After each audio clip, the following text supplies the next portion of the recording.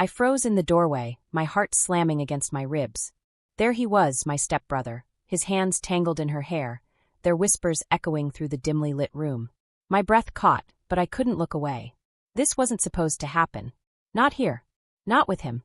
I wanted to scream to stop them, but instead my feet stayed rooted and my world shattered. I never imagined my life could change so suddenly. Just a year ago, everything felt stable, predictable even. My mom and I had built a quiet life after the divorce, leaning on each other for comfort and support. It wasn't glamorous, but it was safe. Then came David, my mom's new husband. He swept her off her feet with his charm and promises of security. At first, I was happy for her. She deserved to feel loved again. But I wasn't ready for the changes that followed, especially when David's son, Ryan, moved into our house. Ryan was everything I wasn't: confident, outgoing, and effortlessly charming. He had this way of commanding attention the moment he walked into a room, leaving me feeling invisible. He was 2 years older, and his presence made my safe, quiet world feel chaotic and unpredictable. At first, we barely spoke. Our interactions were limited to polite greetings and forced smiles during dinner. I didn't know how to navigate this new dynamic, how to share my space, my home, with someone who felt like a stranger. But over time, things shifted. It started with small moments, him offering to help with chores, teasing me about my taste in music, or making me laugh when I least expected it. He had this magnetic energy that made it impossible to stay distant. I told myself it was harmless, just a budding friendship between step-siblings trying to make the best of an awkward situation. But there were moments that made my heart race, like the way his eyes lingered a second too long, or how his touch, even the briefest brush of his hand, left me breathless. I tried to ignore it, to convince myself it was nothing. But deep down, I knew something was shifting between us. And with every passing day, it became harder to pretend that I didn't feel it too. It started with small things I told myself were meaningless. The way Ryan would sit just a little too close during movie nights, his arm brushing against mine and lingering longer than necessary. Or how his eyes would find me across the room, holding my gaze until my cheeks burned and I had to look away. I tried to push the thoughts aside. He was my stepbrother, after all. We were family now, or at least, that's what I kept repeating in my head. But no matter how much I tried to suppress the feelings creeping in, they refused to go away. One evening, I caught him staring. I was curled up on the couch, scrolling through my phone, when I felt his eyes on me. When I glanced up, he didn't look away. Instead, he smiled, a slow, knowing smile that made my stomach flip. "What?" I asked, forcing a laugh to hide my nerves. "Nothing," he said, leaning back against the cushions. "You just look different tonight." Different? My heart raced. I didn't know what he meant, but the way he said it made my pulse quicken. I brushed it off and changed the subject, but the tension in the room didn't disappear. It only grew. The next day, I noticed he was being more protective, always offering to drive me places or walk me home, as if he needed an excuse to be near me. And when he touched my shoulder or brushed my hair out of my face, it felt intentional. Too intentional. I couldn't deny it anymore. Something was happening between us. Something neither of us was willing to talk about, but both of us felt. And then there was the night I found him in my room. It was late, and I'd just come out of the shower, wrapped in nothing but a towel. He was standing by my desk, flipping through a book I'd left out. "Ryan, what are you doing in here?" I asked, clutching the towel tighter. He turned around slowly, his eyes dark and unreadable. "I was just waiting for you," he said softly, as if that explanation made sense. I should have asked him to leave. I should have told him it wasn't appropriate. But instead, I froze. My heart pounded as he took a step closer, his gaze locked on mine. "You don't have to be afraid of me," he whispered, reaching out to tuck a damp strand of hair behind my ear. His touch sent shivers down my spine, but I stepped back, trying to create distance. "Ryan, this is wrong," I said, but my voice wavered. "Then tell me to stop," he said, his eyes searching mine. I opened my mouth, but no words came out. Because deep down, I didn't want him to stop. The days that followed felt like a blur, each moment with Ryan leaving me more confused, and more drawn to him. I told myself it had to stop, but every time I saw him, my resolve crumbled. It was the little things that made it impossible to resist. The way his hand would brush mine when we passed each other in the hallway, or how he'd lean in just a little too close when showing me something on his phone. Each touch lingered, sparking something I didn't want to admit was there. One evening, we were alone in the house. Mom and David had gone out for dinner, leaving us to fend for ourselves. Ryan suggested ordering pizza, and I agreed, desperate for something to distract me from the tension that had been building between us. But as we sat in the living room, the pizza untouched between us, the air felt heavy. He was watching me again, his eyes dark and unreadable. "Why do you always look so nervous around me?" he asked suddenly, his voice low. I swallowed hard, trying to keep my voice steady. "I don't know what you're talking about." He smirked, leaning closer. "You know exactly what I'm talking about." I opened my mouth to protest, but before I could say anything, his hand was on my knee. The warmth of his touch sent a shiver through me, and I felt my breath catch. "Ryan," I whispered, my voice barely audible. "You can tell me to stop," he said, echoing the words he'd spoken before. But this time he didn't move away. Instead, his fingers traced small circles on my skin, setting my nerves on fire. I should have pushed him away. I should have ended it right there. But instead, I leaned in, closing the distance between us. The first kiss was hesitant, like we both knew it was wrong but couldn't stop ourselves. His lips were soft, yet insistent, and when he pulled me closer, I melted into him. We didn't stop. Hours later, I lay curled up against him on the couch, my head resting on his chest as his fingers traced lazy patterns on my back. I felt safe in his arms, even as my mind raced with guilt and fear. "This can't happen again," I murmured, my voice barely above a whisper. He tilted my chin up, forcing me to meet his gaze. "Why not?" "Because it's wrong," I said, but the conviction in my voice was gone. "It doesn't feel wrong," he said, brushing his lips against mine. "Not when we're like this." I wanted to believe him. I wanted to let myself forget everything, our parents, the rules, the consequences, and just stay in that moment. But reality wasn't so easy to ignore. Over the next few days, we tried to go back to normal. We avoided being alone together, kept our conversations short, and pretended nothing had happened. But the tension was always there, simmering beneath the surface. Then one night, everything unraveled. I had stayed up late studying in my room, the soft glow of my desk lamp the only light in the house. I didn't hear Ryan come in until he was standing right behind me. "You should be asleep," he said, his voice soft but firm. I turned to face him, my heart racing. I couldn't. He stepped closer, and suddenly the space between us felt suffocating. "Neither could I," he admitted. I knew I should tell him to leave, but I didn't. Instead, I let him take my hand, let him pull me to my feet, and wrap me in his arms. "Ryan, this has to stop," I said, even as my hands gripped the back of his shirt. "Do you really want it to?" he asked, his voice barely more than a whisper. I didn't answer. Instead, I let my lips find his, sealing our fate. The weeks that followed felt like living in a dream, a dangerous, intoxicating dream.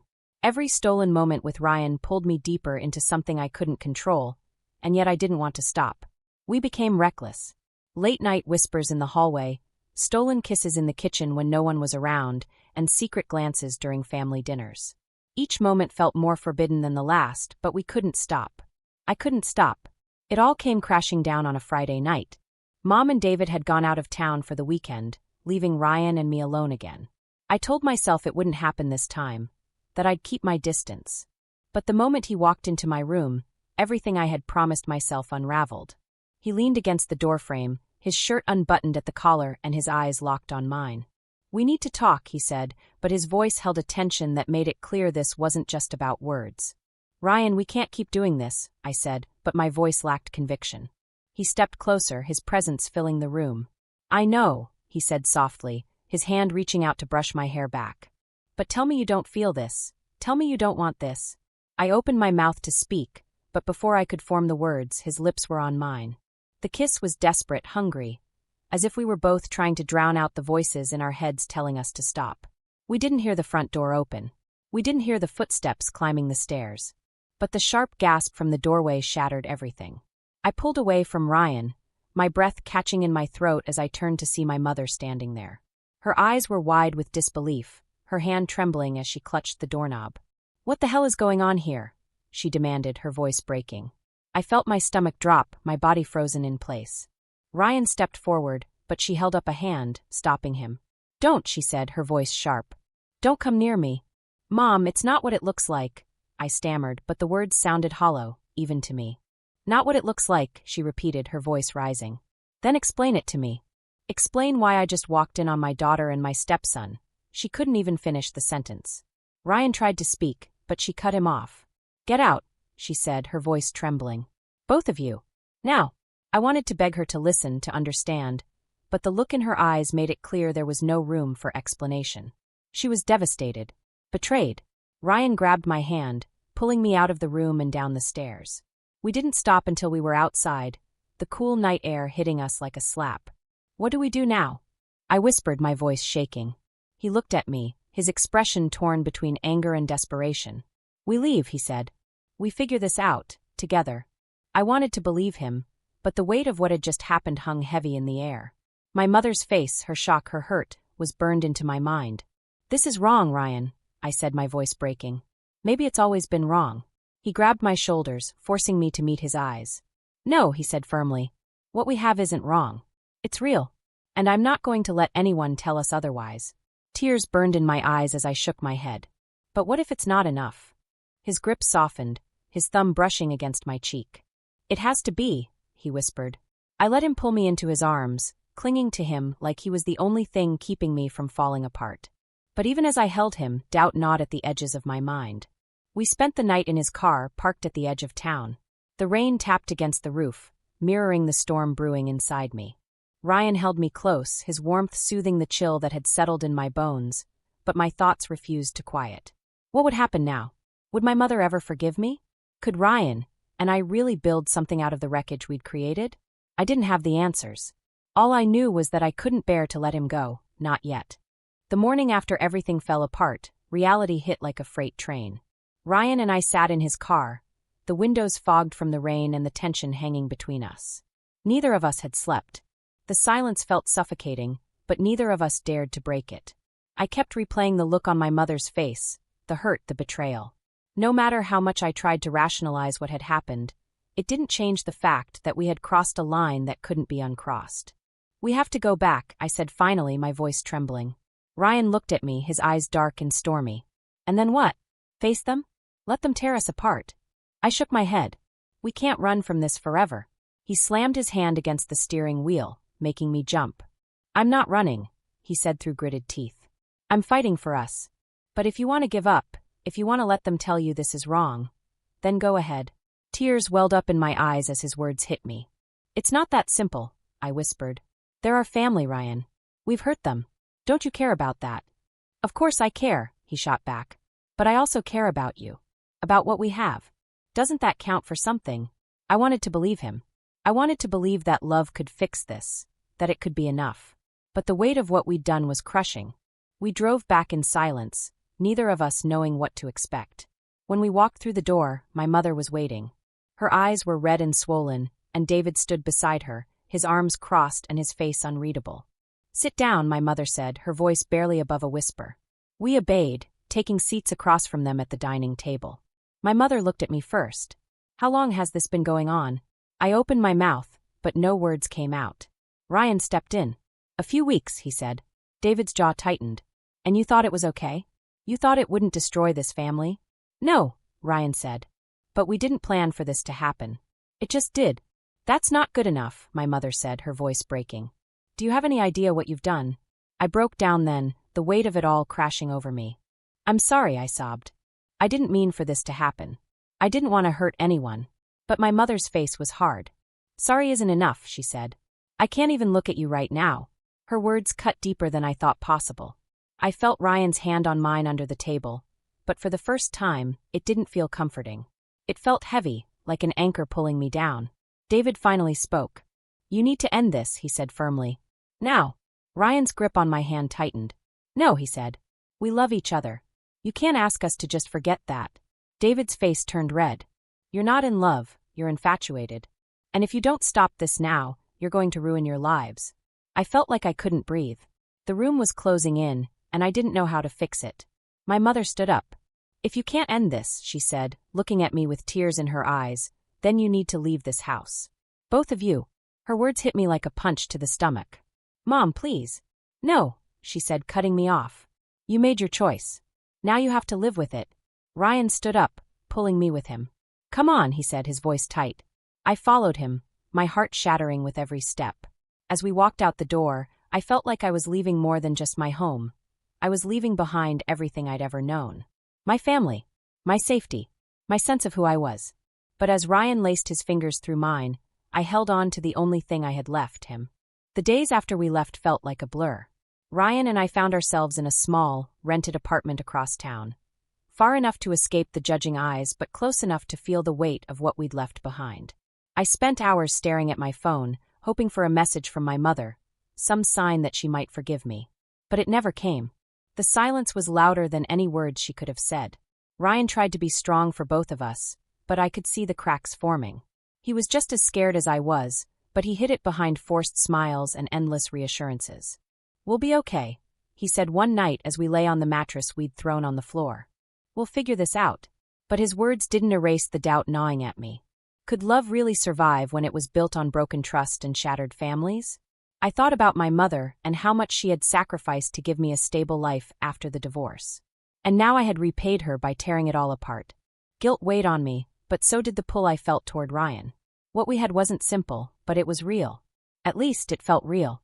One morning, I couldn't take the silence anymore. I called my mom. When she answered, I could hear the hurt in her voice. "Why are you calling me?"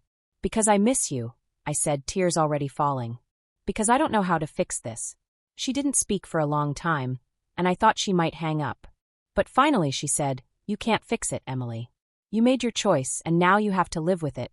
Her words hit me like a punch, but I didn't hang up. "I didn't mean to hurt you," I whispered. "I know," she said softly. "But that doesn't change the fact that you did." I cried after the call ended, and Ryan held me, but even his touch couldn't ease the ache. Over the next few weeks, I started to see the cracks in us, too. The tension of what we'd done lingered, hanging over every conversation, every touch. We fought more often, small arguments that spiraled into bigger ones. The love that had felt so forbidden and exciting now felt heavy, like a burden we couldn't shake. One night, after another argument, I looked at Ryan and saw the truth I'd been avoiding. "We can't keep doing this," I said, my voice breaking. He didn't argue. He just looked at me, his shoulders slumping. I know. Letting him go was the hardest thing I'd ever done. But as much as we wanted to believe love could conquer everything, it wasn't enough to erase the damage we'd caused. I moved back home a few months later. My mother and I started to repair our relationship, but it wasn't easy. Some wounds take longer to heal. Ryan and I didn't speak after we ended things. I think we both knew it had to be that way. Looking back, I've learned that love, no matter how intense, can't survive without boundaries, trust, and respect. And sometimes the hardest thing to do is walk away from something you want because it's the only way to make things right. What would you have done in her place? Could you risk everything for love, even if it meant losing your family? Share your thoughts in the comments below. I want to hear your opinions on this complicated situation.